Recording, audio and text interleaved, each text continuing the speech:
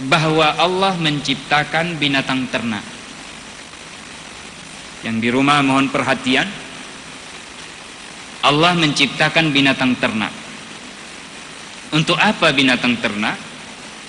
Supaya kamu bisa membawa beban yang berat dari satu tempat ke tempat yang jauh.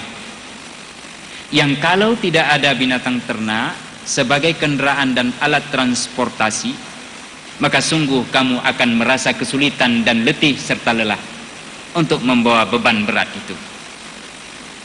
Dan terbukti bangsa Arab membawanya.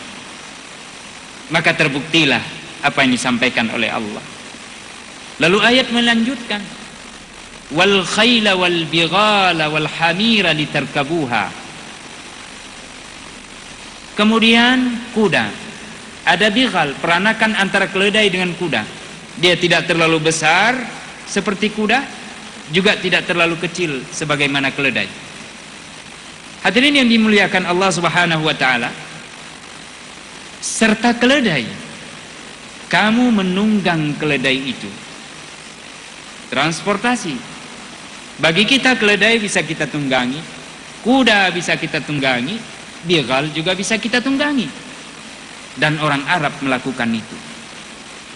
Lalu yang anehnya Allah menyebut litarkabuha wazina, bahwa kuda, bighal serta keledai itu menjadi perhiasan dan keindahan bagi kalian.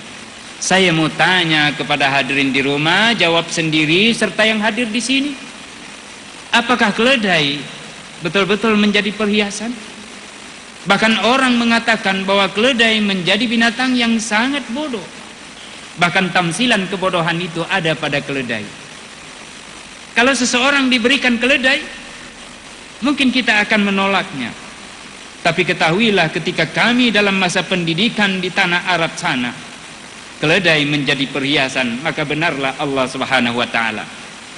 Meskipun keledai itu bermain dengan lumpur, ketika kami ke Saidi, ke perkampungan Arab untuk belajar sama guru-guru besar di sana, kami menunggang keledai, dan ketika kami turun, kain-kain baju kami baunya seperti bau tidak jelas. Mohon maaf Bapak Gubernur, saya sebut sikit bahasa Aceh, lage betungki, seperti bau tai telinga. Itu bau keledai.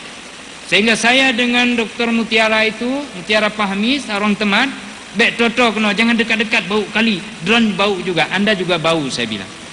Keledai tidak menjadi perhiasan. Bahkan kita sendiri heran dengan ayat ini, bagaimana binatang ternak menjadi perhiasan? Orang banyak bertanya seperti ini.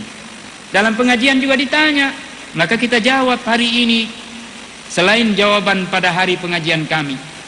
Jamaah rahimakumullah, di Aceh Besar orang piara sapi. Di Aceh Besar orang memelihara sapi, penggemukan sapi. Sapi itu dicuci saban hari, dimandikan ke sungai, dikurung di dalam tempat atau kandangnya, dibakarnya api di sana. Lalu maghrib dia hilang karena cuma berdiri saja lihat-lihat sapi. Bukankah melihat-lihat itu keindahan baginya? Maka benarlah Al-Quran mengatakan bahwa binatang ternak menjadi perhiasan. Oh, kita akan jawab bahwa itu karena mereka peternak. Maka kita jawab selanjutnya, ketika hari raya ibadah kurban, di setiap kampung membentuk panitia. Ada 4, 5 atau 9 orang panitia, mencari sapi hingga 12 atau 15 ekor, atau paling sedikit 7 ekor. 2 dari 3 tertinggal tidak bisa berangkat, karena sudah tunggu-tunggu janji pagi kita berangkat, nanti cari sapi di pasar sapi, atau ke kebun-kebun atau ke kandang. Kita bergerilya ke semua tempat untuk mencari mana sapi yang terbaik. 4 orang tertinggal dari 9, mereka berangkat. Ketika pulang, mereka 6 bulan tidak saling berbicara. Kenapa? Karena mereka marahan tidak dibawa, ditinggal. Kenapa saya tidak dibawa? Anda tidak menunggu. Saya sudah menunggu, kami semua menunggu, kan sudah janji, tidak ada telepon-teleponan lagi. Kenapa Anda tidak datang? Ah, kalian ada saja. Kan sama saja kami cari, Anda cari, kan sama saja, yang penting sapinya ada. Kami juga tidak ada korupsi, belinya 12 lalu bilangnya 14, tidak ada. Bukan itu. Kami bukan menuduh Anda korupsi. Tapi bagi kami ingin lihat sapi apakah hitam yang dibeli atau merah. Atau jangan-jangan sapi itu putih hitam. Kami senang hati bisa melihatnya. Maka benarlah Al-Quran mengatakan litarkabuha wazina. Masih ada orang yang mengatakan, oh itu karena tanggung jawab sebagai panitia kurban. Di kampung saya atau di kampung manapun ada 9 kelompok kurban. Sapi sudah dicari ke sana kemari, tidak semua sama. Rata-rata ada beda sedikit, juga warnanya berbeda-beda. Ada hitam kelam mengkilat, ada yang hitam merah, ada sapi yang putih hitam, ada yang sapi kekuning-kuningan. Tapi ada sapi satu agak putih, kemudian di perutnya ada gapi. Juga tidak terlalu gemuk, karena sudah dicari ke sana kemari, sudah akhir hari nggak dapat. Adalah Cuda Fatimah namanya, masuk dalam kelompok 9. Dia cepat-cepat, dia pinggang di jakrung, bagah-bagah kerja, Pak Imam, ilung kelompok pu, saya kelompok apa Pak Imam? Sudah, Anda kelompok 9. Saya tidak mau. Kasih saya kelompok 3 saja. Biar saya dapat sapi yang bagus. Saya tidak mau sapi yang gapi. Nanti hari kiamat sapi kendaraan saya gapi. Binatang ternak, kata Allah, litarkabuha wazina. Menjadi perhiasan. Semua orang akan menganggap perhiasan. Dan benarlah Al-Quran.